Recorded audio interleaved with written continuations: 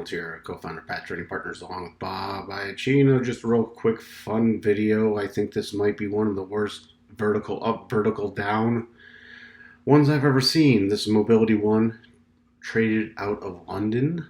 So don't even worry if you're in the US. It's just a point of looking at this chart. So it's sitting here before the ramp up at about roughly $5. Ramps up, what was the high? 58.40. And then back down to 16. Vertical up, vertical down. It's just in a 1 day period. Here's the daily chart. Here's the candle. So be careful with vertical up, vertical down. This is just a real quick fun video just to illustrate the purpose that it can happen in under a day. It can take months, but vertical up, vertical down. I'm gonna harp on it. Talk to everyone later. Bye for now.